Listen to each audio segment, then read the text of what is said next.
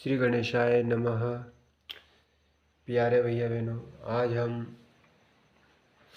हिंदी साहित्य के महत्वपूर्ण विषय, जिसमें यदि अपन साहित्य पढ़ते हैं तो चाहे वो हिंदी साहित्य का इतिहास हो या व्याकरण हो, उससे पहले अपने को हिंदी भाषा और उसका विकास क्रम को अपने को अच्छे से पढ़ना पड़ता है।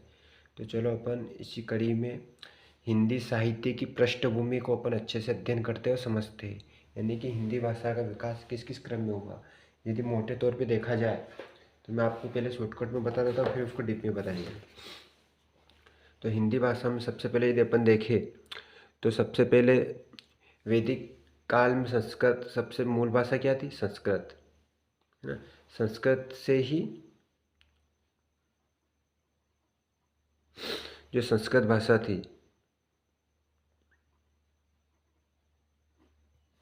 मतलब वैदिक काल में अपनी जो मेन भाषा थी वो क्या थी? संस्कृत। और संस्कृत के दो रूप थे, कौन कौन थे? एक तो वैदिक संस्कृत और एक लौकिक संस्कृत। वैदिक संस्कृत में क्या लिखे गए थे? वेद, उपनिषद आदि लिखे गए थे। और लौकिक संस्कृत में जो यानी कि उस समय आम बोलचाल की भाषा थी लौकिक संस्कृत, जिसमें रामायण, महाभारत, महाकाव्य आदि लिखे गए हैं। लेकिन जो लोग ये वैदिक संस्कृत है, इसका विकास आगे नहीं हुआ। क्यों नहीं हुआ? क्योंकि ये बोलने में और पढ़ने में बहुत कठिन थी, है ना। जैसे मैं इसको एक एग्जांपल से बताता हूँ। यदि अपन 10th क्लास में होते हैं और 10th क्लास के बाद में जब अपन 11वीं कक्षा में आते हैं तो अपने को विषय चयन की समस्या आती है। तो अपन क्या करते हैं कि अपनी जो 10वीं की जो अंक सूची होती है, उस अंक सूची की तालिका में अपन देखते हैं कि सबसे ज़्यादा अपने ने किस विषय में अंक प्राप्त किए। तो अपन देखते हैं कि जिस विषय में अपने को कम नंबर आए तो उस विषय से अपन दूरियां बना लेते हैं और उस विषय को अपन विषय के रूप में नहीं लेते हैं। जैसे मान लीजिए मेरा 11th क्लास में हिंदी मेरा सब्जेक्ट था, तो मैंने हिंदी और अंग्रेजी से गणित और अंग्रेजी से दूरी बना ली। उसी प्रकार वैदिक संस्कृत का आगे विकास नहीं हुआ और ये यहीं तक सीमित रह गया, क्योंकि बोलने में और पढ़ने में कठिन थी, इसलिए लोगों ने इससे दूरियां बना दी। लेकिन जो लौकिक संस्कृत थी, इसका विकास होता गया, है ना। तो लौकिक संस्कृत क्योंकि बोलने में थी और सरल थी, लौकिक संस्कृत के बाद में भाषा का विकास हुआ, जिसको लौकिक संस्कृत में पाली भाषा का विकास हुआ। फिर किसका? पाली का। पाली भाषा में बौद्ध धर्म आया था, है ना, अपने देश में। उस समय बौद्ध धर्म का बहुत ही प्रभाव था। पाली के बाद में आया प्राकृत भाषा, और प्राकृत भाषा में जैन धर्म उस समय अपने देश में सबसे सर्वाधिक मात्रा में था। फिर प्राकृत भाषा के बाद में जो सर्वाधिक भाषा फिर आया, फिर एक अपभ्रंश हुआ, यानी कि कई भाषा किसमें खंड आए, जिसके कारण अपभ्रंश भाषा से एक शोरसेनी भाषा आई और शोरसेनी भाषा से हिंदी का विकास हुआ। ये मैंने मोटे मोटे तौर पे हिंदी का विकास क्रम बता दिया। अब अपन इसको डीप में पढ़ते हैं व्यवस्थित तरीके से, है ना, क्योंकि अपने को एग्ज़ाम भी देना है। तो देखो, हम सबसे पहले देखते हैं हिंदी का ऐतिहासिक पृष्ठभूमि, है ना। इतिहास में इसका कौन सा क्रम था। तो देखो, भारत में मोटे तौर पर दो परिवार की भाषाएं बोली जाती थी। उत्तर भारत में भारोपी परिवार के अंतर्गत आने वाली आर्य भाषा और दक्षिण भारत में द्रविड़ परिवार के अंतर्गत आने वाली द्रविड़ भाषा बोली जाती थी, है ना। द्रविड़ परिवार की इन भाषाओं का नाम तथा क्षेत्र इस प्रकार है ना। जो द्रविड़ परिवार की थी, जो कहाँ बोली जाती थी? दक्षिण भारत में, है ना। जो इसका भाषा का जो क्षेत्र है वो इस प्रकार है। तेलुगु, इसका क्षेत्र आंध्र प्रदेश था। कन्नड़, इसका क्षेत्र कर्नाटक था। तमिल, इसका क्षेत्र तमिल था। और मलयालम का क्षेत्र क्या था? केरल, है ना। तो इसका आप स्क्रीनशॉट ले लो ताकि मैं और आगे इसको पढ़ता हूँ। ठीक, अपन हर चीज़ को डीप में पढ़ते जाएंगे, है ना, ताकि आप यदि सुनोगे तो भी आपका फायदा रहेगा, है ना। इसके बाद में अपन MCQ भी लगाएंगे इसके, जिससे आपको असुविधा नहीं हो। ठीक है। देखो, आर्य परिवार की भाषा मूलतः भारोपी परिवार की भाषाएं थी, है ना। जो भारोपी परिवार की भाषा थी वो मुख्य रूप से किसकी भाषा थी? आर्य परिवार की। हिंदी एवं अन्य भाषाओं के संबंध में इसी परिवार से है। आर्य भाषाओं काल 1500 ईस्वी पूर्व से लेकर अब तक का माना जाता है। जो आर्य भाषा का काल था वो 1500 ईस्वी पूर्व से अब तक माना जाता है। जैसे सुविधा की दृष्टि से इन 3 कालखंडों में विभक्त किया गया है ना, इसको अपन 3 कालखंडों में पढ़ते हैं। प्राचीन भारतीय आर्य भाषा, जो सबसे पुरानी आर्य भाषा था जिसमें वैदिक संस्कृत वगैरह वेद ग्रंथ लिखे गए, इसकी जो समय अवधि वो क्या थी, 1500 ईस्वी पूर्व से 500 ईस्वी पूर्व तक। और मध्य भारतीय आर्य भाषा काल, इसका समय अवधि थी 500 ईस्वी पूर्व से 1000 ईस्वी पूर्व तक। और आधुनिक भारतीय आर्य भाषा काल, इसका समय था 1000 ईस्वी पूर्व से अब तक, है ना। जो कुल मिला के जो भारतीय आर्य भाषा थी उसको अपन 3 कालखंड में इस चैप्टर में पढ़ेंगे। प्रथम दृष्टिकोण में हम पाते हैं कि जो प्राचीन भारतीय आर्य भाषा काल था वो था 1500 से 500 ईस्वी पूर्व। मध्य भारतीय आर्य भाषा काल 500 से 1000 ईस्वी पूर्व तक। और आधुनिक भारतीय भाषा आर्य काल 1000 से अब तक। ठीक। प्राचीन भारतीय आर्य भाषा काल के अंतर्गत 2 भाषाएं थी, है ना, वो जो मैंने पहले से आपको हेडिंग में बता दी है ना। जो प्राचीन भाषा आर्य भाषा थे इसके दो रूप थे, कौन कौन से, वैदिक संस्कृत और लौकिक संस्कृत। मध्य भारतीय आर्य भाषा काल के अंतर्गत 3 भाषाएं थी, पाली, प्राकृत और अपभ्रंश। और आधुनिक भारतीय आर्य भाषा काल के अंतर्गत हिंदी और अन्य भाषाएं को हम गिनते हैं। ठीक है ना, मतलब भाषा के जो क्रम अपन 3 पढ़ेंगे ना। प्राचीन भारतीय आर्य भाषा के अंतर्गत क्या थी, वैदिक संस्कृत और लौकिक संस्कृत। और मध्य भारतीय आर्य भाषा के अंतर्गत पाली, प्राकृत और अपभ्रंश। और आधुनिक भारतीय आर्य भाषा के अंतर्गत हिंदी, और हिंदी से संबंधित जितनी भी आर्य भाषाओं का विकास हुआ उन सबको अपन तीसरी कैटेगरी में रखेंगे, जिसको अपन आधुनिक भारतीय आर्य भाषा के रूप में समझेंगे। और इसका जो समय अवधि वो रहेगी 1000 ईस्वी पूर्व से अब तक। ठीक। इसका यदि अब देखा जाए मोटे तौर पे तो भाषा की उत्पत्ति देख लो। पहले वैदिक संस्कृत, फिर लौकिक संस्कृत, फिर पाली, फिर प्राकृत, फिर अपभ्रंश और हिंदी। यह मैं आपको बता देता हूँ, जो अपभ्रंश है ना, अपभ्रंश के बाद एक शोरसेनी अपभ्रंश का एक टुकड़ा हुआ और उसी से हिंदी का विकास हुआ है ना। यदि देखा जाए तो अपभ्रंश और हिंदी के बीच में एक अवध भाषा का काल भी था, है ना। तो अपन आगे उसको डीप में पढ़ेंगे। लेकिन मोटे तौर पे परीक्षा में यदि क्रम पूछे तो यही इसका क्रम रहेगा, क्या, वैदिक संस्कृत, लौकिक संस्कृत, पाली, प्राकृत, अपभ्रंश और हिंदी। ठीक। चलो, इसी प्रकार भारत की प्राचीनतम भाषा वैदिक संस्कृत है ना। सबसे प्राचीन भाषा क्या थी, भारतीय वैदिक संस्कृत, जिसका प्रयोग वैदिक साहित्य, ब्राह्मण ग्रंथों, आरण्य तथा प्राचीन उपनिषदों में मिलता है ना। जिसका प्रमाण कहाँ मिलता है अपने को, वैदिक संहिता, ब्राह्मण ग्रंथों, आरण्य, प्राचीन उपनिषदों में मिलता है। जबकि लौकिक संस्कृत पाणिनि द्वारा व्याकरणबद्ध कर दी गई भाषा है। मतलब जो लौकिक संस्कृत है वो किसके द्वारा, पाणिनि द्वारा, मतलब व्याकरण के तरीके से इसको कर दी, जिसमें उसमें भाषाई रूप की अनिश्चितता नहीं है। संस्कृत, लौकिक संस्कृत वह भाषा है जिसका संस्कार कर दिया गया। वाल्मीकि रामायण, महाभारत, रघुवंश, उत्तरामचरित्र आदि ग्रंथ लौकिक संस्कृत में ही लिखे गए। यानी कि वाल्मीकि रामायण, महाभारत, रघुवंश, उत्तरामचरित्र आदि ग्रंथ लौकिक संस्कृत में ही लिखे गए। मोटे तौर पर हम कह सकते हैं कि वैदिक संस्कृत वह भाषा है जिसका प्रयोग वेदों और उससे संबंधित ग्रंथों में किया गया है, जबकि लौकिक संस्कृत का प्रयोग काव्य ग्रंथों, नाटकों आदि में किया है। यानी कि वैदिक संस्कृतों का प्रयोग ग्रंथों वैदिक रूप से किया गया है, जबकि लौकिक संस्कृत का प्रयोग काव्य ग्रंथों, नाटकों आदि में किया गया है। काव्य ग्रंथ जिसमें महाभारत है ना, उत्तर रामचरितमानस, रघुवंश आदि लौकिक ग्रंथ में लिखे गए। मतलब संस्करण का यानी क्या है, यानी उसमें कुछ कुछ चीज़ें अपने रूप से बना, मतलब कई भाषाओं को उसमें मिश्रण कुल मिला के, है ना। जिसमें तत्सम शब्द भी आ गए, तद्भव शब्द भी आ गए, देसी विदेशी, है ना, आदि कई शब्दों का इसमें प्रयोग हुआ है। ठीक। अब अपन वैदिक संस्कृत को थोड़ा पढ़ लेते हैं, ये क्या कहना चाहता है। वैदिक संस्कृत जिसका काल अपन 1500 ईस्वी पूर्व से 800 ईस्वी पूर्व तक मानते हैं, है ना। वैदिक संस्कृत आज से लगभग 3500 वर्ष पहले की भाषा थी। यानी कि आज से यदि अपन इसकी समय अवधि माने तो आज से लगभग 35 वर्ष से पहले थी, है ना। जिसमें प्रयोग वैदिक संहिताओं, अरण्य ग्रंथ, ब्राह्मण तथा ग्रंथ और प्राचीन उपनिषदों में किया गया है। तद्यपि वैदिक संस्कृत का कोई सुनिश्चित रूप नहीं था, है ना, मैंने उसका कोई स्पष्ट रूप नहीं था। तथापि उसकी कुछ ध्वन्यात्मक एवं व्याकरणिक विशेषता मानी जा सकती है। ऋग्वेद के पहले मंडल एवं 10वें मंडल की भाषा में पाए जाने वाला अंतर इस बात का प्रमाणित करता है कि वेद किसी एक व्यक्ति की कृति न होकर समय समय पर ऋषियों के द्वारा रचित वैदिक मंत्रों का संकलन मात्र है। यानी कि जो वैदिक संस्कृत है ना, कुल मिला के किसी व्यक्ति विशेष द्वारा नहीं रचा गया, जबकि इसमें कहीं समय समय पर कई ऋषि मुनियों को मंथन करके उनके द्वारा रचे गए मंत्रों का एक क्या है, संकलन है। है ना।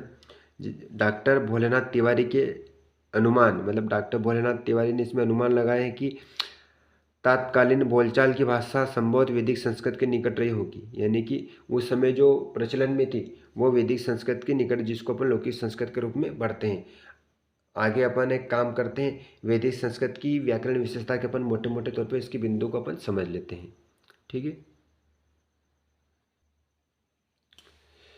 वैदिक संस्कृत की व्याकरण विशेषता है ना, वैदिक संस्कृत में स्वर दो होते थे, एक तो मूल स्वर और संयुक्त स्वर। मूल स्वर में अ से तो अ आ ई उ ऊ री री, है ना। ये री जो संस्कृत में चलते हैं वह हिंदी में नहीं है इसका उपयोग, री बोलते हैं इसको। जबकि संयुक्त स्वर थे ए आई और औ, यानी अभी भी यदि हिंदी का यदि अपन प्रचलन रूप देखें तो इसको ए आई ओ औ को संयुक्त स्वर ही कहा जाता है ना, जिसमें उपयोग किया जाता है। ठीक है ना। आगे वैदिक संस्कृत में व्यंजन, वैदिक संस्कृत में जो व्यंजन का क्रम था वो क्या था, क से तो ह तक तो था, और इसमें दो अक्षर और अलग जुड़े हुए थे, है ना, लेकिन वर्तमान में इनको हटा दिया गया है ना। यानी ऐसे कुछ शब्द थे जैसे री री, ये लोगों को बोलने में बहुत कठिन लगते थे, है ना, इसलिए इस भाषा का विकास अधिक आगे तक नहीं हुआ। ठीक है। आगे अगले इसकी व्याकरणिक विशेषता क्या है। वैदिक संस्कृत में स्वरघात इतना महत्वपूर्ण था कि सभी संहिता, कुछ ब्राह्मण ग्रंथों, आरण्य एवं उपनिषदों की पांडुलिपीय स्वरघात चिन्ह मिलती है। यानी उस समय स्वरघात का बहुत प्रभाव था। बिना स्वरघात के वैदिक छंदों को पढ़ना अशुद्ध माना जाता था। यानी कि देखा जाए तो उस समय जो व्याकरण के इसमें जो नियम थे स्वरघात वो बहुत ही थे। जब अपन छंद को पढ़ते थे तो उसमें इतने स्वरघात आते थे कि अपने पढ़ने में बहुत ही कठिनाई का अनुभव होता था। जैसे कि स्वरघात के कारण ही वैदिक संस्कृत में अर्थ बदल जाता था। इंद्र शत्रु को स्वर्गात के कारण इंद्र शत्रु, जिसका शत्रु इंद्र है, यानी कि बहुब्री समाज का उदाहरण है, तथा इंद्र शत्रु, इंद्र का शत्रु तत्पुरुष समाज पढ़ा जाता है, जिनका अर्थ है अलग अलग। स्वर्गात में परिवर्तन में कभी कभी शब्दों में लिंग में वैदिक संस्कृत में बदल जाते थे, यानी स्वर्गात के कारण ही कभी कभी शब्दों के लिंग भी वैदिक संस्कृत में बदल जाते थे। कुल मिला के जो स्वर्गात के कारण बहुब्री समाज और तत्पुरुष समाज अपन दोनों का अंतर ही नहीं कर पाते थे, है ना, यानी कि हर शब्द के कई अर्थ निकलते थे। आगे टर्नर का मत क्या है, टर्नर के वैज्ञानिक है कि वैदिक संस्कृत में दोनों प्रकार का स्वर्गात संगीतात्मक और बलागात में उपलब्ध था। यानी कि टर्नर का मानना है कि जो वैदिक संस्कृत में व्याकरण में दो नियम थे, संगीतात्मक और बलात्मक उपलब्ध था। मूल भारोपी भाषा में निश्चित रूप से स्वर्गात दो प्रकार का था। यानी कि मूल भारोपी भाषा में निश्चित रूप से स्वर्गात दो प्रकार का था, एक बलात्मक जो बल पर प्रभाव डालता था, एक संगीतात्मक जो संगीत पर प्रभाव डालता था। वैदिक संस्कृत को इसी परंपरा में संगीतात्मक स्वर्गात प्राप्त हुआ, जो कि अनुदान, उद्दान एवं स्वरित तीन प्रकार का था। यानी स्वर्गात कितने प्रकार का था, तीन प्रकार का, अनुदात, उदात और स्वरित। आगे वैदिक भाषा में तीन लिंग थे, है ना, उस समय लिंग तो तीन ही थे, है ना, पुल्लिंग, स्त्रीलिंग और नपुंसकलिंग। वैदिक भाषा में वचन भी तीन होते थे और आठ कारक थे, आठ कारक और विभक्त थी। विशेषता के रूप में संज्ञा की तरह ही चलते थे, यानी जो अभी वर्तमान में चलते इसी तरह चलते थे। वैदिक भाषा में धातु के रूप आत्मन तथा परस में दो प्रकार से चलते थे। यानी कि जो वैदिक काल में जो धातु है ना, उसके दो रूप चलते थे, आत्मेन और परस्पर, दो पदों में चलते थे। कुछ धातु आत्मेन पदी, कुछ परम स्मृति तथा कुछ उभय पदों थी, है ना। धातु का जैसा पर वर्तमान में क्रिया बोलते धातु को, क्रिया रूप तीन वचन तो तीन पुरुषों ही में होते थे। क्रिया में कुल मिलाकर 11 प्रकार के रूपों का प्रयोग वैदिक संस्कृत में मिलता है। इनके नाम हैं, मतलब वैदिक संस्कृत में क्रिया के 11 रूप मिलते हैं, लट, लंग, लिट, लुट, लृट, निश्चार्थ, संभार्थ, लृट, विद्यार्थ, आवरार्थ, आज्ञार्थ तथा अज्ञार्थ लोट, है ना। ये चार प्रकार के क्या थे,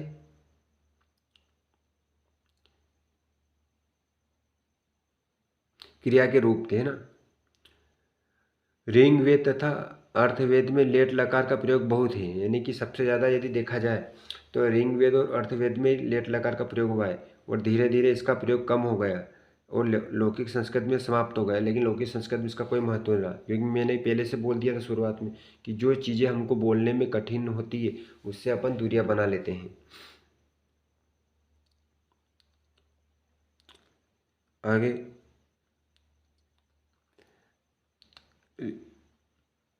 वैदिक संस्कृत में भविष्य काल के रूप में कम है, उसके स्थान पर संभावार्थ तथा निश्चार्थ रूप का अधिक प्रयोग मिलता है।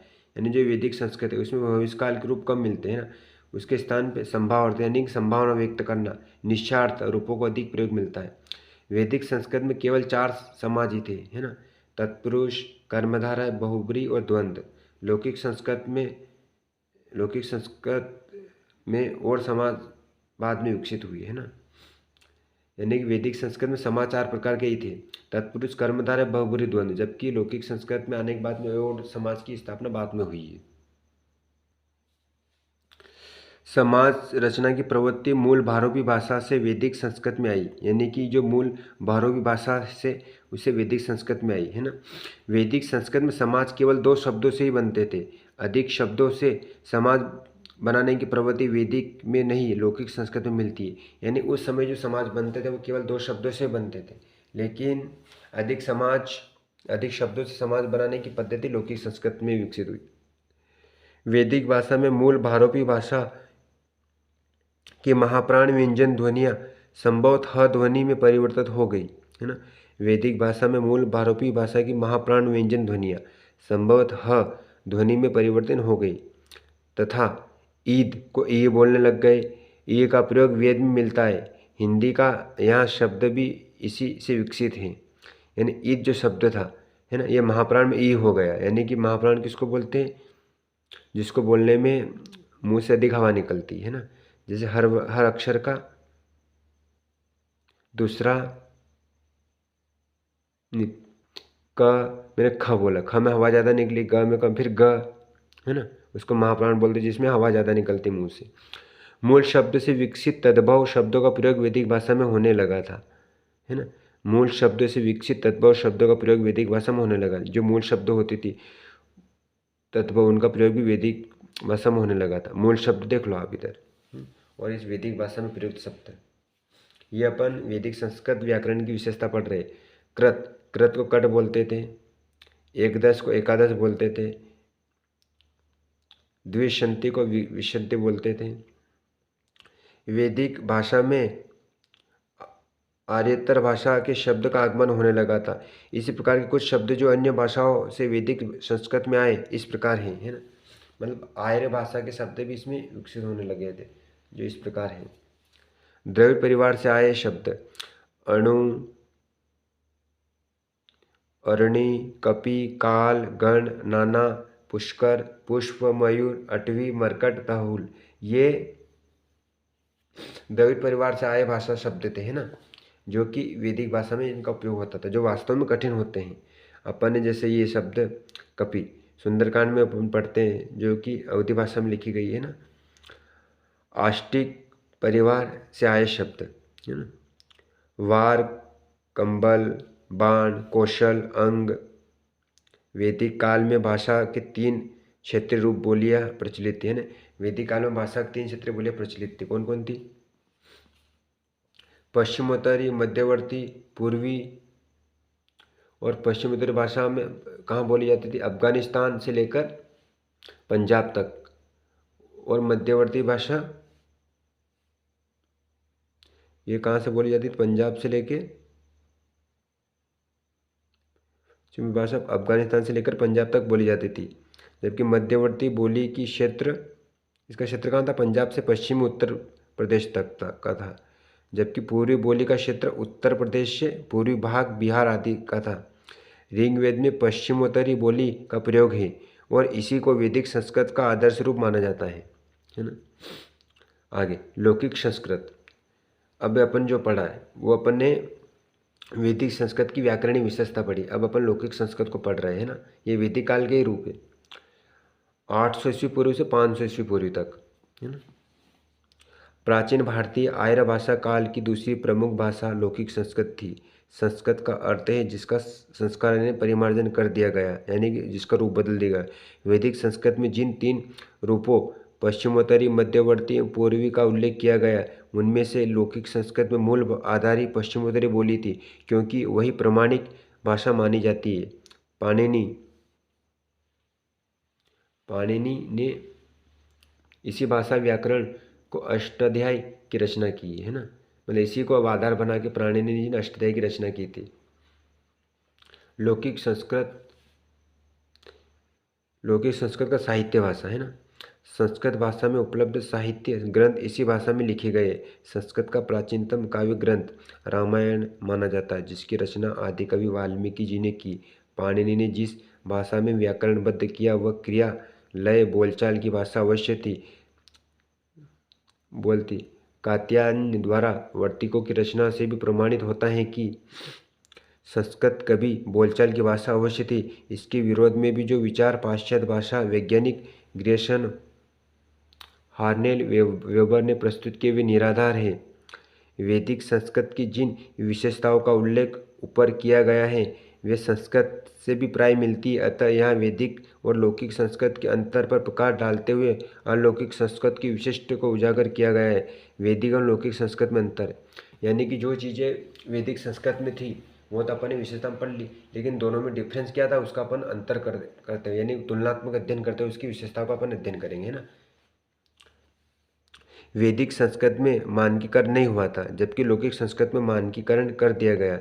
पाणिनि ने उसकी व्याकरणबद्ध भी कर दी गए। मानकीकरण यानी कि हर भाषा का अपना एक मानकी रूप होता है ना, जैसे ब, है ना, मतलब जिसको अपन लिपि के द्वारा परिभाषित करते हैं।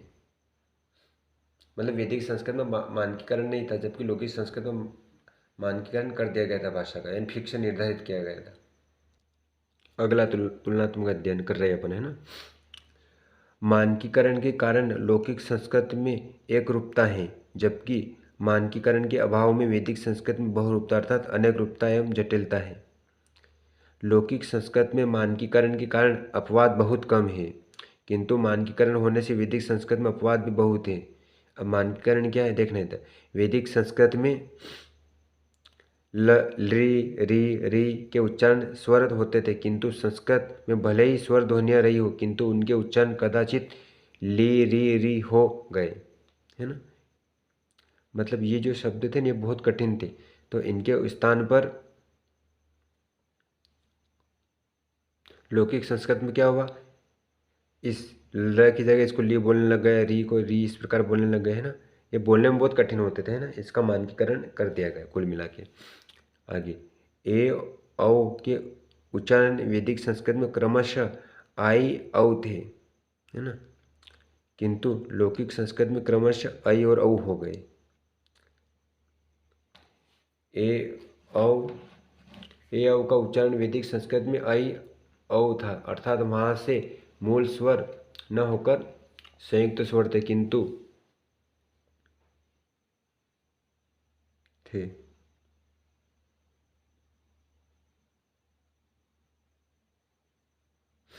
हो गए। वैदिक संस्कृत की 2 ध्वनियाँ थी, ल और ल। लौकिक संस्कृत में लेखन में समाप्त हो गई, है ना, ये बहुत कठिन थे इसलिए समाप्त हो गई। उनके स्थान पर क्रमशः ड अक्षर लेखक में प्रयुक्त होने लगा, है ना। ये इसका ये मानकी रूप था, है ना, ये जो भी समाप्त हो गए। पूर्व प्रचलन रूप था पहले वैदिक संस्कृत में, अब इसकी जगह इसको लिखते हैं और इसकी जगह इसको लिखते हैं। वैदिक संस्कृत में कई ध्वनियाँ के उच्चारण स्थान भी लौकिक संस्कृत में बदल गए, है ना। मतलब वैदिक संस्कृत के कई ध्वनि जो स्थान थे वो भी इसमें बदल गए, है ना। आगे वैदिक संस्कृत की कई ध्वनियाँ के उच्चारण स्थान भी लौकिक संस्कृत में बदल गए। वैदिक संस्कृत में त वर्ग ल श दंत मूल्य थे, किंतु लौकिक संस्कृत में ये ध्वनियाँ तथ्य हो गई। आगे वैदिक संस्कृत में संगीतात्मक बलात्मक दोनों प्रकार का स्वर्गात था, किंतु लौकिक संस्कृत में बलात्मक स्वर्गात ही शेष रहा। यानी वैदिक संस्कृत में संगीतात्मक और बलात्मक दोनों प्रकार का स्वर्गात था, लेकिन इसमें क्या हुआ, लौकिक संस्कृत में केवल बलात्मक स्वर्गात ही रह गया, है ना। ठीक है। आगे वैदिक संस्कृत में लकारों में अधिक प्रतिबंध नहीं थी। लुट, लड़, लिट लकार में परोक्षभूत का भेद नहीं था। यहाँ तक कि कभी कभी इनका काल में इतर प्रयोग भी मिल जाता है, किंतु लौकिक संस्कृत में लकार प्रतिबंध अधिक है। एक लकार का प्रयोग एक काल में ही होता है ना। मतलब लौकिक संस्कृत में एक लकार का प्रयोग एक काल में होता है, जबकि वैदिक संस्कृत में कहीं लकार कहीं काल में होता था। वैदिक भाषा में प्रयुक्त लेट लकार लौकिक संस्कृत में समाप्त हो गया, यानी वैदिक भाषा के जो प्रयुक्त लेट लकार था ये लौकिक संस्कृत में समाप्त कर दिया गया। वैदिक भाषा में लेट लकार का प्रयोग वर्तमान अर्थ में मिलता है, किंतु लौकिक में इसका प्रयोग परोक्षभूत के लिए होता है। यानी वैदिक भाषा में जो लेट लकार का प्रयोग उसका वर्तमान के अर्थ में मिलता है, किंतु लौकिक में इसका प्रयोग परोक्षभूत के लिए होता है। परोक्षभूत के लिए होता है।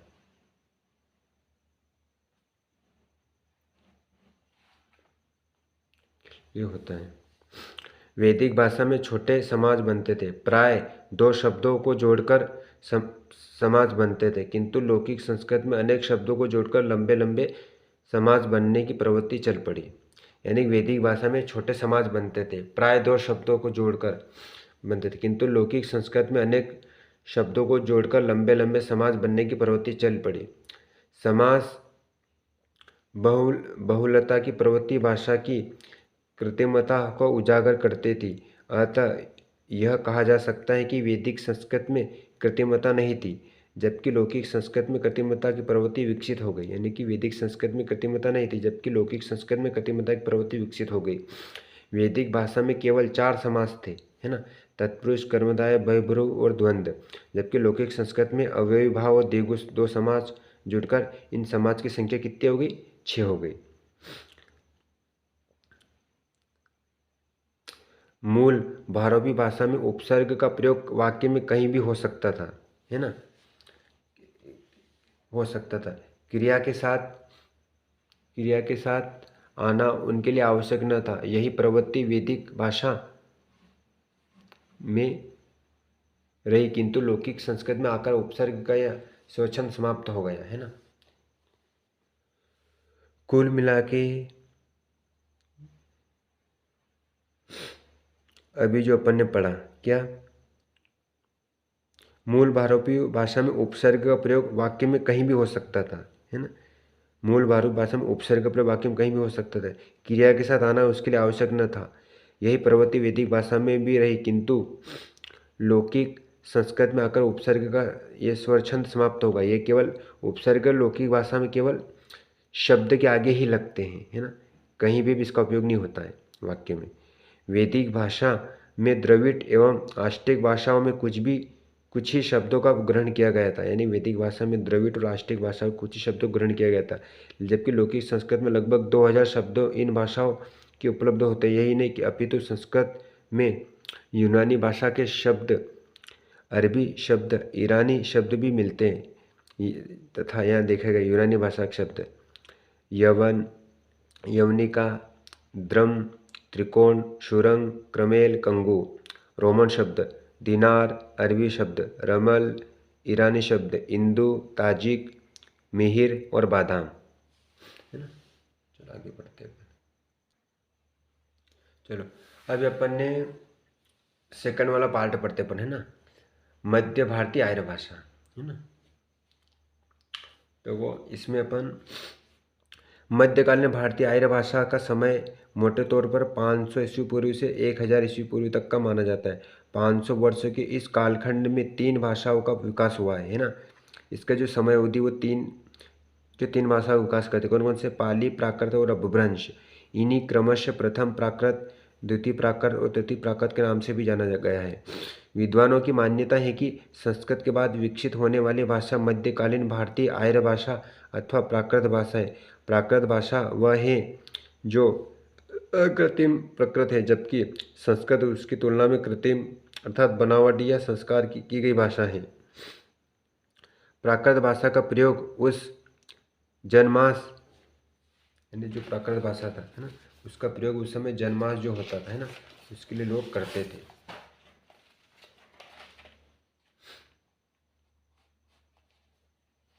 जनमत बोलने के लिए संभव होता था, जो कि वैदिक काल में एवं संस्कृत काल में सामान्य जन की भाषा थी। बाद में इसी को व्याकरणबद्ध करके संस्कारित किया गया और इस प्रकार संस्कृत भाषा अस्तित्व में आई। इससे यह भी निष्कर्ष निकाला जा सकता है कि प्राकृतिक संस्कृत से भी पुरानी भाषा है, यानी कि प्राकृत संस्कृत से भी पुरानी भाषा है। किंतु हेमचंद्र ने इसकी व्युत्पत्ति इस प्रकार मानी है, प्रकृति संस्कृतम तंत्र भव तदागत व प्राकृत, यानी जो प्राकृत भाषा की उत्पत्ति इस पंक्ति के माध्यम से अपन आसानी से समझ सकते हैं। अर्थात प्रकृति या मूल संस्कृत है और जो संस्कृत से आई वह प्राकृत है। उक्त दोनों मतों में जो अंतर दिखाई पड़ता है वो वस्तुत्व व दृष्टिकोण का अंतर है।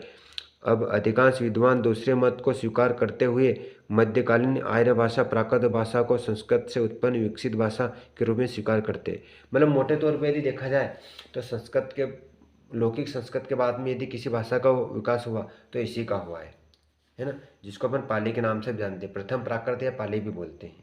ठीक है, इसको भी अपन 3 कालखंडों में डिवाइड करके पढ़ेंगे। ठीक है, मध्यकालीन भारतीय आर्य भाषाओं को 3 वर्गों में बांटकर अपन पढ़ते हैं। प्रथम प्राकृत, यानी जिसको पाली भाषा के नाम से जाना जाता है, जिसका समय अवधि कितनी 500 ईस्वी पूर्व से 1 ईस्वी पूर्व तक है। द्वितीय प्राकृतिक भाषा, जिसका समय 1 ईस्वी से 500 ईस्वी तक का है। तृतीय प्राकृत या अपभ्रंश भाषा, जिसका 500 ईस्वी से 1000 ईस्वी तक का माना जाता है। प्रथम प्राकृत, प्रथम प्राकृत के अंतर्गत पाली और अभिलेखी प्राकृत ये 2 भाषा पाई जाती है। पाली बौद्ध धर्म की भाषा है, जबकि अभिलेखी प्राकृत शिलालेख प्राकृत का प्रयोग सम्राट अशोक के शिलालेखों में तथा अन्य शिलालेखों में किया गया। अशोक के शिलालेखों में यह पता चलता है कि 300 ईस्वी पूर्व में भाषा का क्या स्वरूप था। इन शिलालेखों में यह भी पता चलता है कि उस काल में मानक भाषा की 4 बोलियाँ थी, है ना। कौन कौन सी? पश्चिमोत्तरी, दक्षिणी पश्चिमी, पश्चिमी और मध्य पूर्वी एवं पूर्वी। आगे पाली भाषा। पाली भाषा का काल 500 ईस्वी पूर्व से 1 ईस्वी पूर्व तक का है। यह बौद्ध धर्म की भाषा है, क्योंकि अधिकांश बौद्ध साहित्य पाली भाषा में ही लिखा गया है। दीपवंश 4वीं सदी श्रीलंका में पाली शब्द का प्रयोग बुद्ध वचन के लिए हुआ है। विदुशेखर भट्टाचार्य पाली की व्युत्पत्ति संस्कृत शब्द पंक्ति से इस प्रकार मानते हैं, यानी कि विदुशेखर जो भट्टाचार्य जी है ना, पाली की उत्पत्ति किस क्रम में मानते हैं? पहले पंक्ति, फिर पंक्ति, यानी फिर पंक्ति का विकास हुआ है ना, पंक्ति के बाद में पंक्ति, फिर पत्ती, फिर पट्टी, फिर पल्ले और फिर पाली। ये इनका विकास का क्रम था, है ना। जो पाली भाषा ही है, ये इसका विकास क्रम विदुशेखर भट्टाचार्य जी ने इस प्रकार माना है। भंडारकर पाली शब्द की व्युत्पत्ति प्राकृत को इस प्रकार मानते हैं, है ना। जो भंडारकर है इसकी प्राकृत से मानते हैं, प्राकृत, फिर पाकट, फिर पाउट, फिर पावल और फिर पाली। ठीक, दोनों विद्वानों का अलग अलग मत है ना। तो आप परीक्षा में जो आए उसके अकॉर्डिंग आपको उत्तर देना है। आगे वैज्ञानिक कोसाम्बे नामक ये भी बौद्ध विद्वान का मत है कि पाली का शब्द पाल से, जिसका अर्थ है रक्षा करना, है ना। इन्होंने क्या कहा? पाली का शब्द पाल से, जिसका अर्थ है क्या? तो रक्षा करना। पाली में बौद्ध धर्म के उपदेश सुरक्षित है, उसने इनकी रक्षा, इसलिए पाली को व्युत्पत्ति हुई है। यह पाल्यति रक्तरीति संबंधी प्रामाणिक व्युत्पत्ति मिक्षु जगदीश कश्यप की है। वे इसकी व्युत्पत्ति संस्कृत पर्याय से मानते हैं। धम्प पर्याय का प्रयोग प्राचीन बौद्ध साहित्य में बुद्ध के उपदेशों के लिए होता रहा है। इसकी व्युत्पत्ति निम्न प्रकार से बताई गई है: पर्याय, पर्याय, पर्याय, पालियन और पाली। ठीक, आगे अपन पढ़ते हैं। पाली भाषा के प्रदेश के संबंध में मतभेद रहा है। श्रीलंका के बौद्धों की धारणा है कि यह मगध की बोली है। ग्रियर्सन ने इसे मागधी बोली मानते हुए इस पर पैशाची का प्रभाव स्वीकार किया था। रीज डेविज इसे कौशल की बोली मानते हैं, जबकि ल्यूडर्ज पाली को अर्धमागधी से संबंधित मानते हैं। वस्तुतः अपने मूल रूप में पाली मध्य देश की भाषा है। पाली साहित्य के अंतर्गत संपूर्ण बौद्ध साहित्य आता है। मूलतः पिटक साहित्य, अनुपिटक साहित्य विभक्त है। पिटक साहित्य के अंतर्गत त्रिपिटक ग्रंथ आते: सूत पिटक, विनय पिटक, अधिधम्म पिटक, जबकि अनुपिटक साहित्य के अंतर्गत बुद्ध घोष की 8 कथाओं की गणना होती है। जातक, धम्मपद, मिलिंद, प्रणव, दीपवंश, महावंश, बुद्ध घोष की 8 कथाएं पाली साहित्य में मूल ग्रंथ हैं। पाली साहित्य की रचना काल मोटे तौर पर 500 ईस्वी पूर्व से अब तक की है ना। यानी जो बौद्ध धर्म है उस समय आया था, जिस समय पाली भाषा थी उस समय उन्होंने बौद्ध धर्म, जो कि बहुत अच्छा धर्म भी था, और उस समय इन तीनों ग्रंथों की रचना हुई थी। ठीक है, अब पाली की व्याकरणिक विशेषता को भी अपन देख लेते हैं, है ना। पाली के व्याकरण कच्चायन के अनुसार पाली में 41 ध्वनियाँ थी, जबकि दूसरे व्याकरण मोगलान के अनुसार पाली में 43 ध्वनियाँ थी, है ना। दोनों का अंतर था। पाली में ह्रस्व आई और ह्रस्व ओ 2 नए स्वर विकसित हो गए थे, किंतु आई और औ स्वर नहीं रहे। री, री, ल यहाँ पूर्णतः समाप्त हो गए थे, किंतु ल, ल ध्वनियाँ विद्यमान थी। वैदिक और लौकिक संस्कृत में तीनों, है ना, तालव्य सकार, दंत सकार, है ना, मूर्धन्य सकार, ये किंतु पाली में केवल श रह गया। अनुस्वार पाली में स्वतंत्र ध्वनियाँ हैं, जिसे पाली व्याकरण में निगहित नाम दिया गया है। पाली भाषा में घोषीकरण की प्रवृत्ति अधिक है, जिससे अघोष ध्वनियाँ घोष ध्वनियाँ में परिवर्तित हो गई, तथा यानी पाली भाषा में घोषीकरण की प्रवृत्ति अधिक थी, जिसमें अघोष ध्वनियाँ घोष ध्वनि में परिवर्तन है। अघोष ध्वनियाँ यानी कि जिसको बोलते समय कंपन होती है ना, कंपन नहीं होता है। जैसे तो यह शब्द है उत्था, उद्धव, माकंदी तो माकिंदी। त अघोष का परिवर्तन त में होगा। जो त ये अघोष यानी इसको अपन बोलते हैं, त बोलो तो आपको कंपन नहीं होगा, और ध बोलोगे तो आपको कंपन भी होगा, है ना।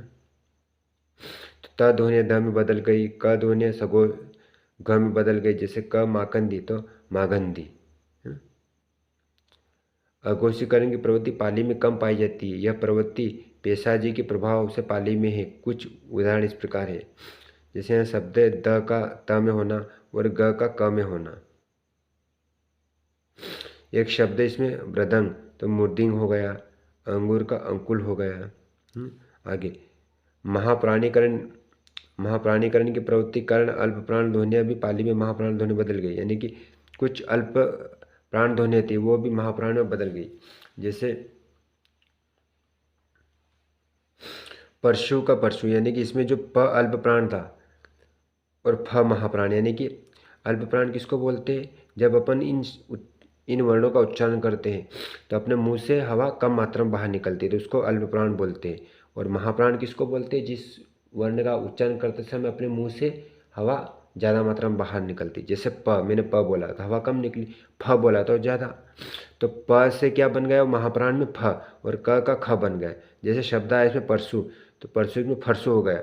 आप जैसे बोलोगे तो आपको आभास हो जाएगा कि किस में ज़्यादा हवा निकल रही। कील का खील। समीकरण की प्रवृत्ति पाली में अधिक मिलती है। इस प्रवृत्ति के कारण बाद वाली ध्वनि पहले वाली ध्वनि को अपने जैसा बना लेती है ना। समीकरण की प्रवृत्ति पाली में अधिक मिलती है, इसे पाल वाली ध्वनि भी पहले वाले को बना लेती है। ठीक है, आगे जैसे मार्ग का मग्न हो गया, निम्न का निम्न, सर्व का सभ्य हो गया, धर्म का दंभ हो गया। र और ल ध्वनियाँ का आपसी परिवर्तन भी पाली में उपलब्ध होता है। ल और र का, जैसे तरुण का तलुम, कील का कीर। र का परिवर्तन ल में हो गया और ल का परिवर्तन र में हो गया, जो ये एग्जाम्पल में दे रखा है। आगे पाली भाषा में कहीं कहीं महाप्राण ध्वनिया का परिवर्तन ह में हो गया, जैसे रुधिर का रुहिर, बहुती का होती और लघु का लहू। ठीक है,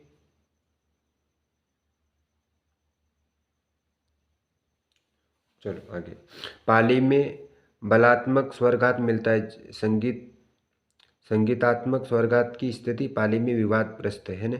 इसमें केवल क्या मिलता है, संगीतात्मक स्वरघात ही मिलता है, जबकि नहीं, बलात्मक स्वरघात मिलता है, जबकि संगीतात्मक स्वरघात की पाली में स्थिति विवादग्रस्त, इसलिए इसको उपयोग नहीं करते। पाली में सरलीकरण में प्रवृत्ति के कारण उच्चारण के समीकरण की प्रवृत्ति विकसित हुई। व्यंजनात्मक प्रतिपादित पाली में नहीं था। कहीं कहीं अत्यंत व्यंजन लुप्त हो गया और कहीं स्वरराम के कारण शब्द स्वर्गात हो गया। जैसे विद्युत का विज्जो हो गया, शरद का शरद हो गया, है ना। अत्यंत व्यंजन लोप हो गया, है ना। और स्वर्गात शरद शरद, ठीक। अकारात शब्दों की प्रयोग बहुलता कारण इकारात और उकारात शब्दों में संप्रदाय कारण के रूप अकारात्मक समान हो गए तथा अगीछक भिक्षुकरस। पाली भाषा में 3 लिंग और 2 वचन थे, द्विवचन पाली में समाप्त हो गया। वैदिक भाषा की तरह पाली में भी रूपधारी दिक्कत थी। दंप शब्द की सप्तमी एक वचन के 3 रूप बनते थे, दंपे, दंपाणी, धम्माणी। वैदिक और लौकिक संस्कृत में मध्यम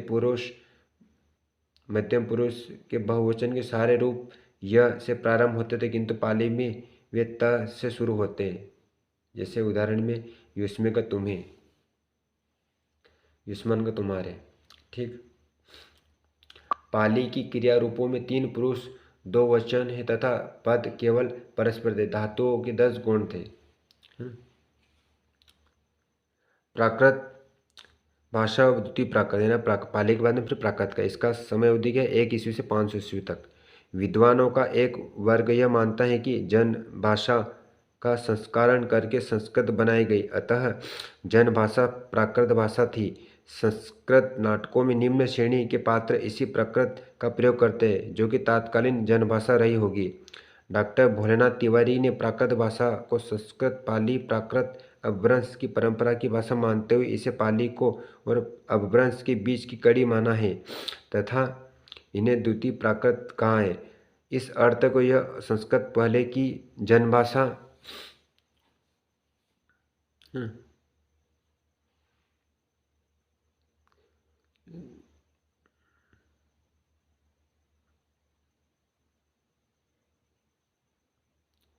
पहले की जनभाषा न होकर उसके बाद विकसित होने वाली भाषा थी। हेमचंद्र, मार्कंडे, सिंहदेव आदि आचार्यों का मत है कि मूल भाषा संस्कृत से उससे उत्पन्न प्राकृत है, यानी कि मूल भाषा संस्कृत से उत्पन्न प्राकृत भाषा है। जैसे प्रकृति, संस्कृतम, तद्भव और प्राकृतम, ये इसका क्रम रहेगा। प्राकृत भाषा में क्षेत्रीय आधार पर कई भेद किए गए जो इस प्रकार है ना। क्षेत्रीय आधार में भेद थे प्राकृत भाषा के, है ना, वो पर भेद पढ़ लेते, एग्जाम में पूछ सकते।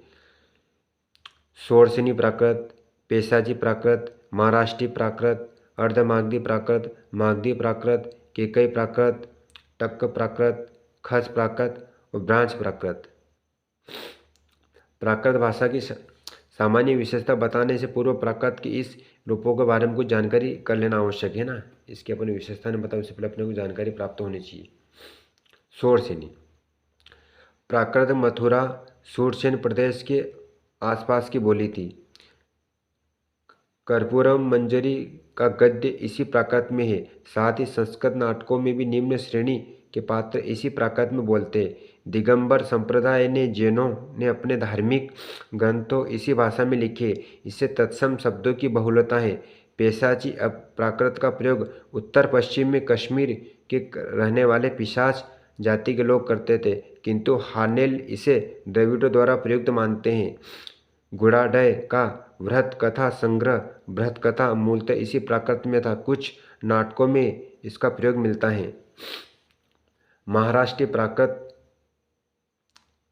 का मूल क्षेत्र महाराष्ट्र है। मराठी का विकास इसी में हुआ है। प्राकृत भाषा से रचित काव्य ग्रंथों में प्राकृत का यही रूप प्रयुक्त हुआ है।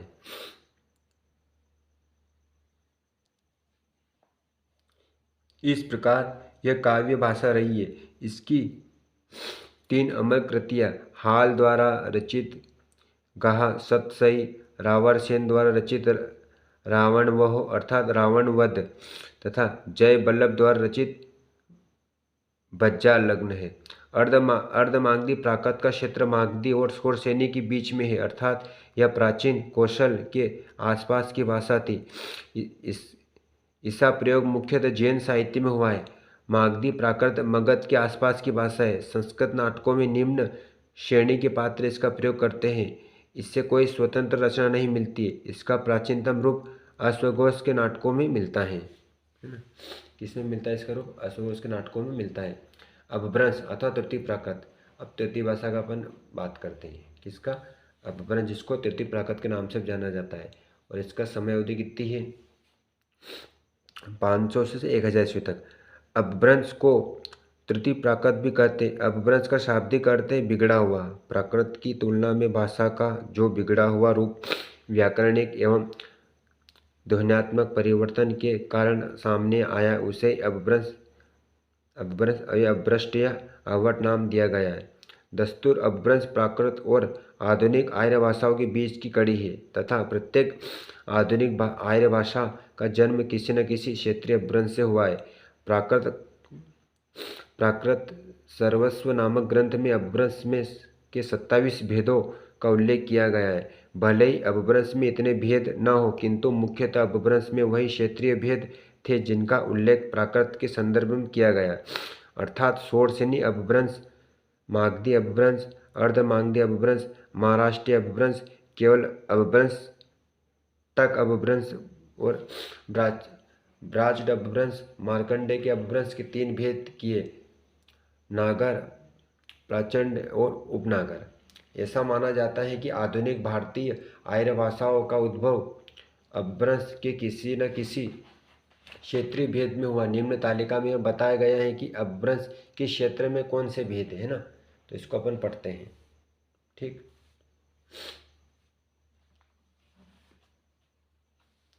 अपभ्रंश का क्षेत्रीय और विकसित होने वाला आर्य भाषा का उपभाषा है ना। षोडशनी अपभ्रंश, षोडशनी अपभ्रंश से पश्चिमी हिंदी, राजस्थानी और पहाड़ी गुजराती का विकास हुआ है। केकई अपभ्रंश से लहदा का विकास हुआ है। टक्कर अपभ्रंश से पंजाबी का विकास हुआ है और ब्राचड़ अपभ्रंश से सिंधी का विकास हुआ है और महाराष्ट्रीय अपभ्रंश से मराठी का विकास हुआ है ना, इन भाषाओं का विकास हुआ है। और मागधी अपभ्रंश से बिहारी, बंगाली, उड़िया, असमिया, इन भाषाओं का विकास हुआ है। और लास्ट में क्या है? अर्धमागधी अपभ्रंश से पूर्वी हिंदी का विकास हुआ है। ठीक है, तो एग्जाम में पूछ सकते हैं इनको, आप या अच्छे से 2-4 बार रिवीजन कर लेना वीडियो को, तो आपको ऐसे याद रह जाएंगे। ठीक, यदि हिंदी के अंतर्गत पश्चिमी हिंदी, पूर्वी हिंदी, राजस्थानी, पहाड़ी एवं बिहारी उपभाषाओं को माना जाए तो यह कह सकते हैं कि हिंदी के विकास में षोडशनी, मागधी एवं अर्धमागधी अपभ्रंश का योगदान रहा है। कुल मिला के जो हिंदी का विकास का क्रम है षोडशनी अपभ्रंश से ही माना जाएगा यदि विकल्पों में रहे तो। पश्चिमी हिंदी में 5 बोलियाँ है, ब्रजभाषा, कन्नौजी, बुंदेली, भांगुर एवं खड़ी बोली का विकास। षोडशनी अपभ्रंश से पूर्वी हिंदी में 3 बोलियाँ, अवधी, बघेली और छत्तीसगढ़ी का विकास। अर्धमागधी अपभ्रंश से बिहारी उपभाषा के में 3 बोलियाँ, मैथिली, मगही, भोजपुरी का विकास। मागधी अपभ्रंश से ही हुआ है। राजस्थानी अपभ्रंश के अंतर्गत आने वाली 4 बोलियाँ, मेवाती, मालवी, मारवाड़ी, जयपुरी, पहाड़ी के अंतर्गत आने वाली गढ़वाली, कुमायूनी, नेपाली का विकास षोडशनी अपभ्रंश से हुआ है ना। ठीक, अपभ्रंश से किन किन भाषा का विकास हुआ है? कुल मिला के जो 7 अपभ्रंश है, इससे ही जितनी भी वर्तमान में भाषा, इन सबका विकास हुआ है, कहीं ना कहीं इनकी लिंक इनमें जुड़ी हुई है। आगे, अपभ्रंश के रचित साहित्य। अब अपभ्रंश हम कौन कौन से साहित्य रचेगा इसको अपन एक नज़र में देख लेते हैं। कालिदास के नाटकों में अपभ्रंश का प्रयोग कुछ पात्रों के कथन में हुआ है। कुछ शिलालेखों में भी एक प्रयुक्त चर्यापद और 8वीं सदी में इसका अपभ्रंश भाषा प्रयुक्त है। अपभ्रंश के कुछ प्रमुख कृतियाँ एवं उनकी रचनाएं के नाम इस प्रकार हैं। कृति का नाम, कृतिकारों का नाम: श्रावकाचार्य,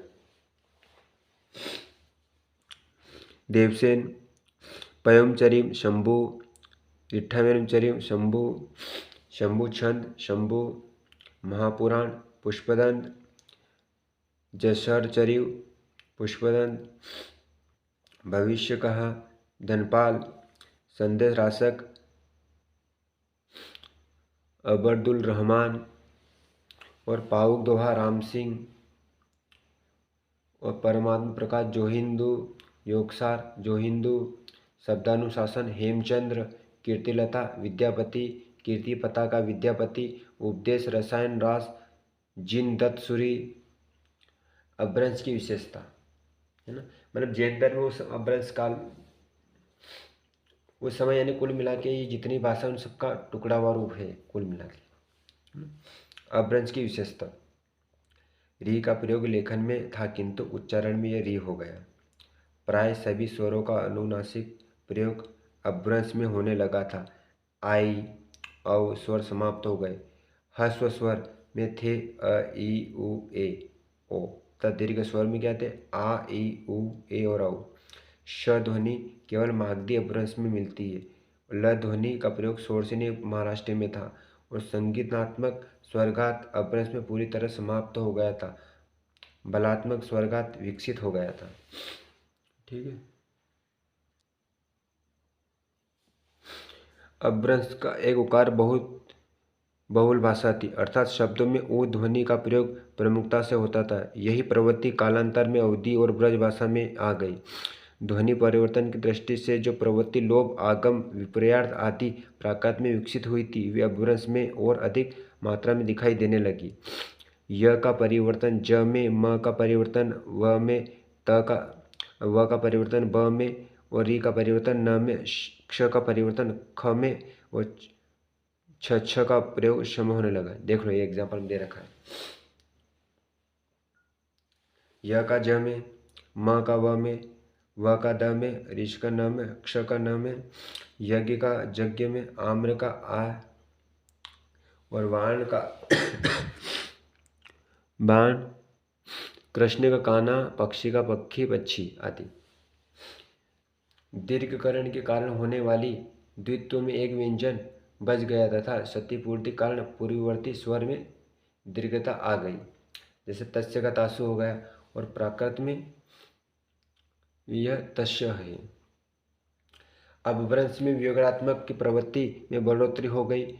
नपुंसकलिंग अपभ्रंश की पूरी तरह समाप्त हो गया। रूपों की संख्या बहुत कम हो गई। संस्कृत में जहाँ संज्ञा के स्वरकीय रूपों की संख्या 20 से अधिक थी, वहाँ अपभ्रंश में केवल 5 से 6 रूप ही रह गए। विद्यापति 14वीं सदी के कवि थे, लेखक थे, जो कि अपभ्रंश को अवट कहा है और कीर्तिलता एवं कीर्ति पताका की रचना इसी भाषा में की है। यानी कि विद्यापति जी ने 14वीं शताब्दी में अपभ्रंश को अवट कहा है और कीर्तिलता और कीर्ति पताका की रचना इसी भाषा में की है। उन्होंने इसे देसील बयान, देसी भाषा का नाम भी दिया। देसीय बयान शब्द जन मिठा भोलेनाथ तिवारी ने भी अपभ्रंश को अवट को एक ही भाषा माना है। ठीक, अब अपन पढ़ते हैं आधुनिक आर्य भाषा, है ना। इसको अपन डीप में पढ़ते हैं। ठीक है, तो देखो, आधुनिक भारतीय आर्य भाषा का विकास 1000 ईस्वी पूर्व के आसपास माना जाता है ना। आर्य भाषा में किसी क्षेत्र का अपभ्रंश से विकसित हुई। कोई भी भाषा जन्म लेने से साहित्य भाषा नहीं बनती, अपितु साहित्य रचना के लिए उनका स्वरूप निश्चित होने में कुछ समय लगता है। एक कारण है कि भाषाओं में साहित्य की रचना 11वीं 12वीं सदी से प्रारंभ हुई, है ना। मतलब कोई भी भाषा डायरेक्ट साहित्य की भाषा नहीं बनती है ना, उसको बनने में समय लगता है। आधुनिक भारतीय आर्य भाषा में प्रमुख कौन कौन सी? सिंधी, लद्दा, पंजाबी, हिंदी, गुजराती, मराठी, बंगला, उड़िया, असमिया। इनका संक्षिप्त परिचय इस प्रकार है। सिंधी, है ना। तो इसका विकास सिंधु नदी के आसपास का प्रदेश सिंध कहलाता है तथा यहाँ बोली जाने वाली बोली भाषा को सिंधी कहा जाता है। सिंधी बोलने वाले अधिकांश लोग अब पाकिस्तान में हैं, तथापि भारत में भी सिंधी बोलने वाले लोग भारत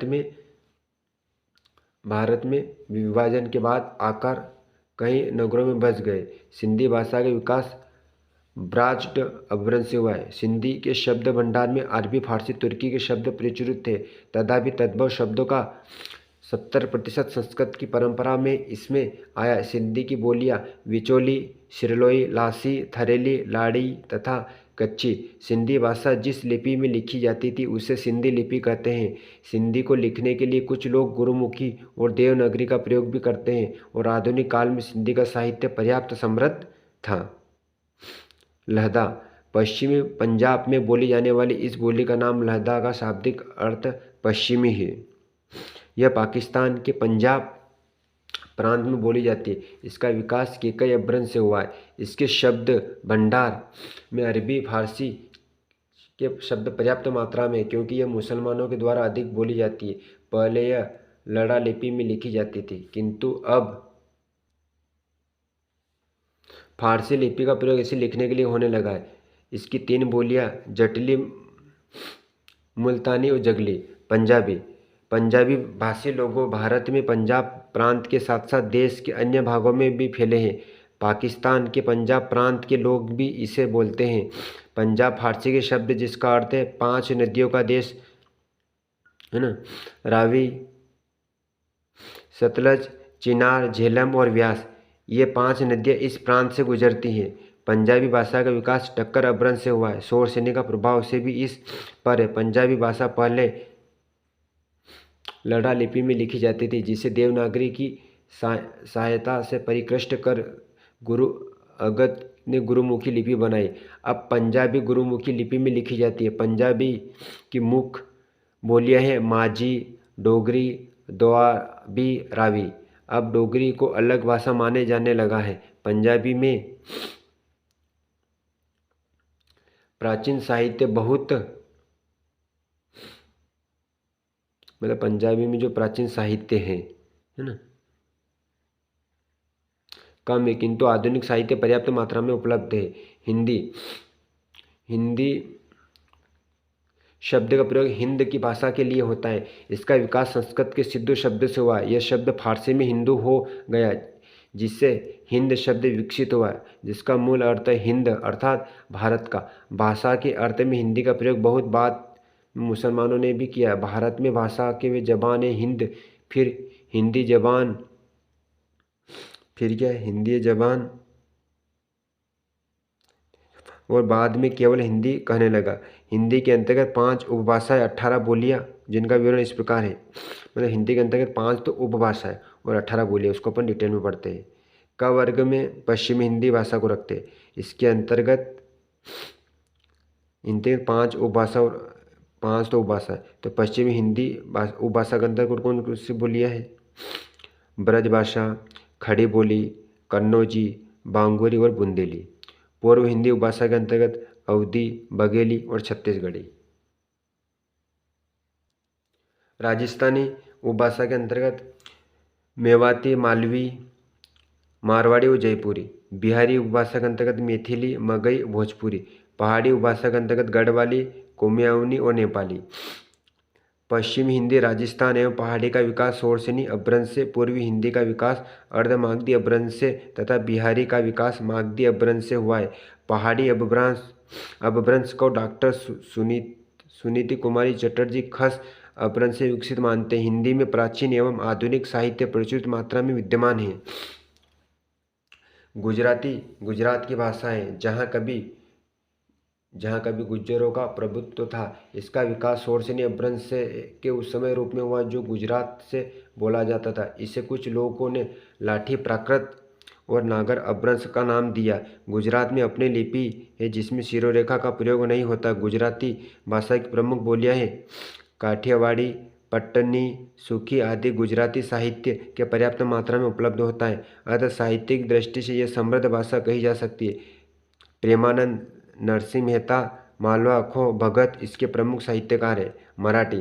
मराठी भाषा महाराष्ट्र में बोली जाती है। इसका प्रयोग विकास महाराष्ट्र में हुआ है। इसकी लिपि देवनागरी तथा कुछ लोग इसे लिखने में मोड़ी लिपि का भी प्रयोग करते हैं। इसकी प्रमुख बोलियां नागपुरी, कोंकणी, महारी, किश्ती। मराठी की साहित्य पर्याप्त समृद्ध है। बगला यह पश्चिमी बंगाल और बांग्लादेश में बोली जाती है। इसका अन्य नाम बंगाली भाषा भी है। बंगला का विकास अर्धमागधी अपभ्रंश से हुआ है। इस भाषा की अपनी लिपि है जिसे बांग्ला लिपि कहते हैं। इसका साहित्य प्रचुर मात्रा में उपलब्ध होता है। आधुनिक काल में रविंद्रनाथ ठाकुर, शरतचंद्र चट्टोपाध्याय, बंकिम चंद्र चटर्जी, विमल मित्र इसी भाषा में साहित्यकार थे।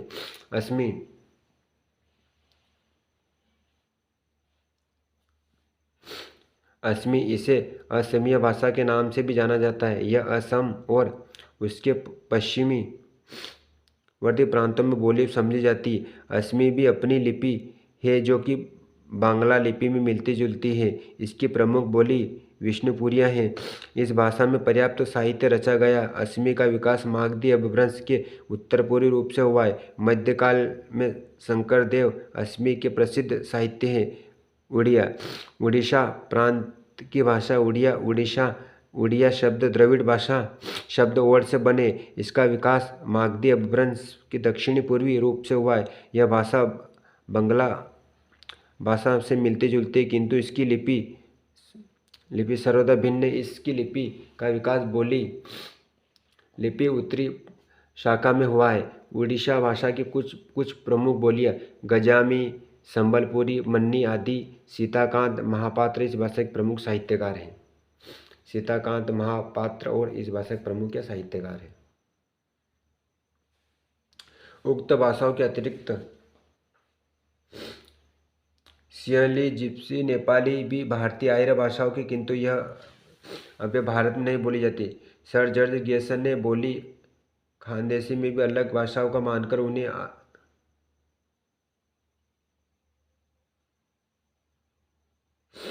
भाषा स्थान दिया, किंतु भोलानाथ तिवारी ने के अनुसार अब यह अलग भाषा नहीं मानी जाती है।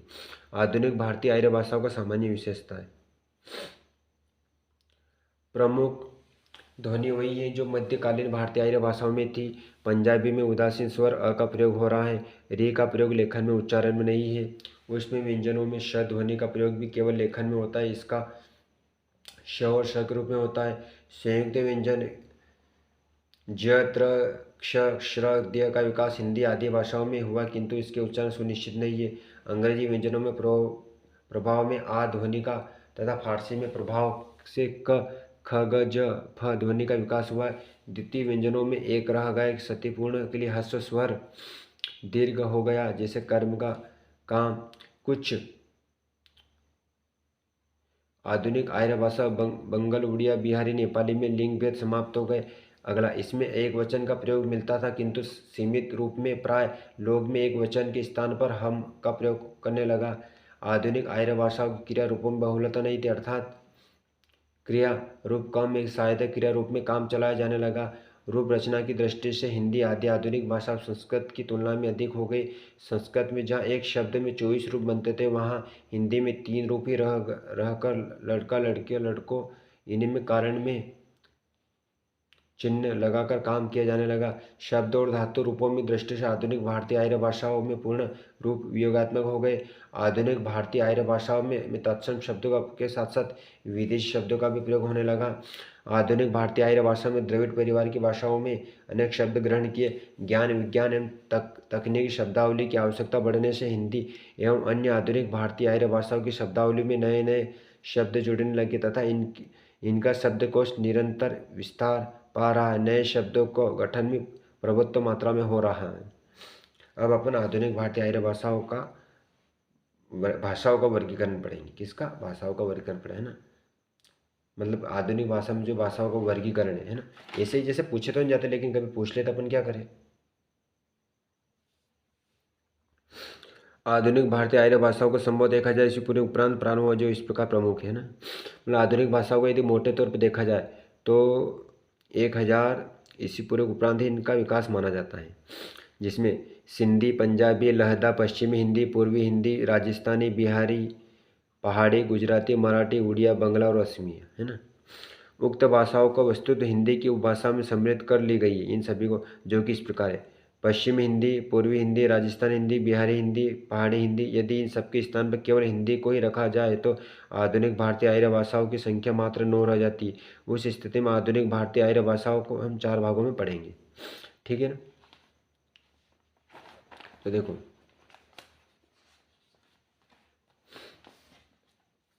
सिंधी, पंजाबी, लहदा, हिंदी, गुजराती और मराठी, उड़िया, बंगला और असमिया। इनमें से भी लहदा बोलने वाले पाकिस्तान में है, अतः उसे भी इन भाषाओं में निकाला जा सकता है। आधुनिक भारतीय आर्य भाषाओं का वर्गीकरण अनेक भाषा वैज्ञानिक अपने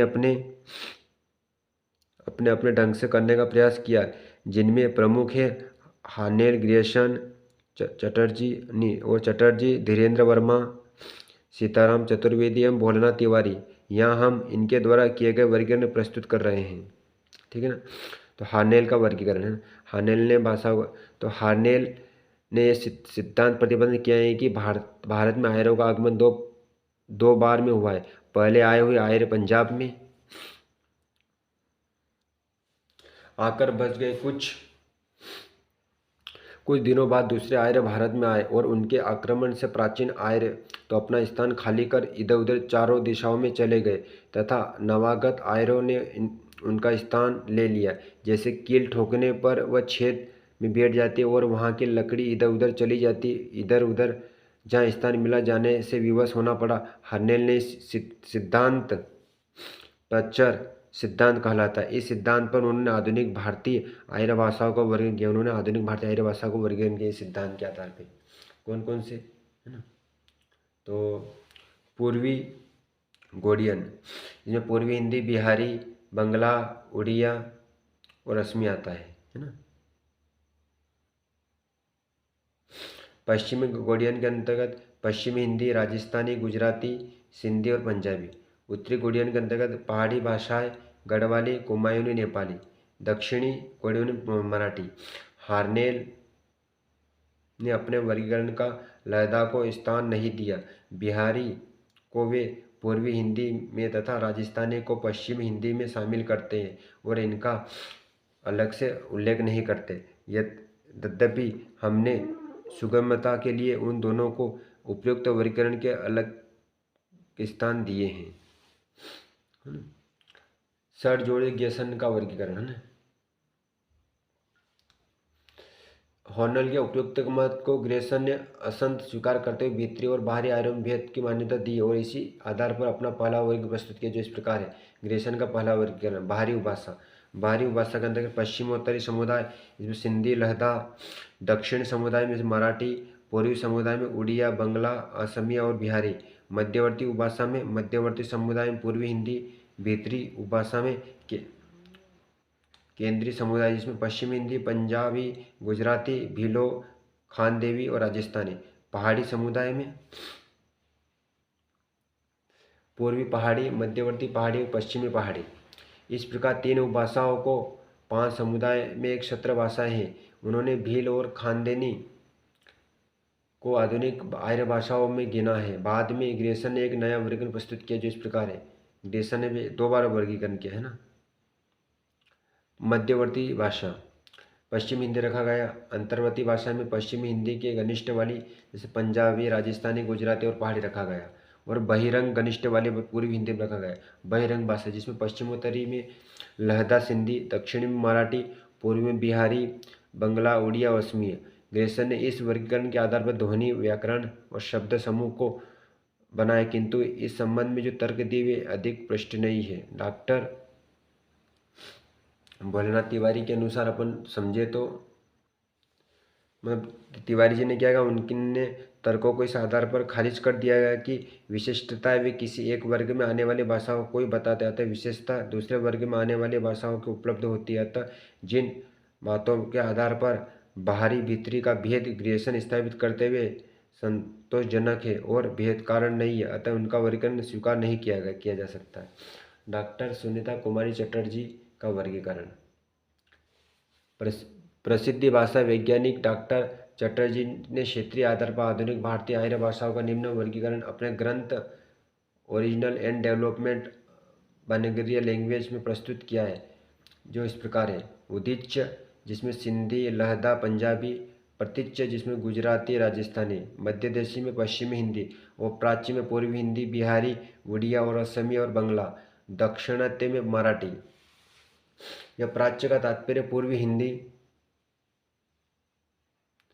प्रतीच्य का तात्पर्य पश्चिमी, उदित का तात्पर्य उत्तरी से है। इस प्रकार उनके वर्गीकरण का 5 वर्ग एवं 12 भाषाएं हैं। पहाड़ी भाषा को वे राजस्थानी का रूपांतर मानते, इसलिए उसे अलग भाषा के रूप में स्थान नहीं दिया। डॉक्टर धीरेन्द्र वर्मा का वर्गीकरण। डॉक्टर वर्मा ने अपना वर्गीकरण चटर्जी के वर्गीकरण के आधार पर ही इस प्रकार प्रस्तुत किया है। उदीचन में सिंधी, लहदा, पंजाबी। प्रतीचन में गुजराती। मध्यदेशी में राजस्थानी, पश्चिमी और पूर्वी हिंदी, बिहारी। और प्राच्य में उड़ीसा, असमी, बंगाली। दक्षिणात्य में मराठी। इस वर्गीकरण में मध्य देशीय वर्ग के अंतर्गत हिंदी के 4 केंद्रीय उपभाषाओं को स्थान दिया गया है, जो इस प्रकार है। सीताराम चतुर्वेदी का वर्गीकरण। इनके वर्गीकरण का आधार संबंध सूचक परसर्ग है। विभिन्न भाषाओं का संबंध सूचक परसर्ग का जो कि रूप प्रयुक्त होता है, उसे आधार बनाकर इन्होंने आधुनिक भारतीय आर्य भाषाओं को निम्न प्रकार वर्गीकृत किया है। जो सिंधी, कच्छी, नोमे गुजराती, एरवे बंगाली, उड़िया, असमी, किंतु इस वर्गीकरण को इसलिए स्वीकार नहीं किया जा सकता क्योंकि इसका अन्य पुष्ट आधार नहीं है। इस प्रकार तो और भी वर्गीकरण किए जा सकते। डॉक्टर भोलेनाथ तिवारी का मत है कि वर्गीकरण ऐसा होना चाहिए जो कि किसी वर्ग की भाषाओं का मूलभूत विशेषता स्पष्ट करे तथा इसके आधार पर भाषा वैज्ञानिक निष्कर्ष निकाले जा सके, जो कि वर्गीकरण दिए गए वे इस शर्त की पूर्ति नहीं करते। उत्पत्ति के आधार पर भाषाओं का वर्ग बताए जा सकते हैं या प्रवृत्ति के आधार पर वर्गीकरण किया जा सकता है। डॉक्टर भोलेनाथ तिवारी का वर्गीकरण। डॉक्टर तिवारी के आधुनिक भारतीय आर्य भाषा को निम्न प्रकार से वर्गीकृत किया है। मध्यवर्ती वर्ग, इसमें पश्चिमी हिंदी, राजस्थानी, गुजराती, मराठी रखा गया।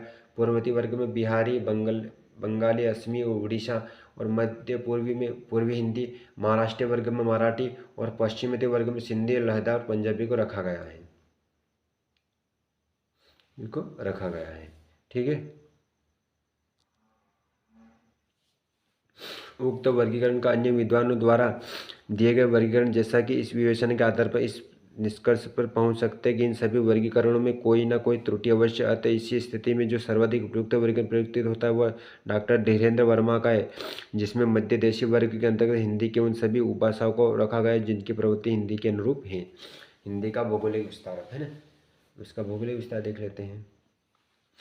हिंदी उत्तर भारत में बहुसंख्यक लोगों की भाषा है। उत्तर भारत में मध्य भाषा 10 प्रांतों की हिंदी बोली समझी जाती है, जिसमें हिंदी जिस प्रदेश में हिंदी प्रदेश कहा जाता है, इनको हिंदी प्रदेश भी कहा जाता है, जिसके अंतर्गत हिमाचल, हरियाणा, दिल्ली, राजस्थान, उत्तर प्रदेश, उत्तराखंड, बिहार, झारखंड, मध्य प्रदेश और छत्तीसगढ़ आते। इस संपूर्ण भूभाग को हिंदी देश या हिंदी प्रदेश कहते हैं। इन सभी राज्यों की भाषा हिंदी ही है, भले ही उसका क्षेत्रीय भेद रूप कुछ अलग हो। इस हिंदी क्षेत्र के अंतर्गत 5 अन्य भाषाएं बोली जाती है जिन्हें हिंदी का उपभाषा कहा जाता है ना।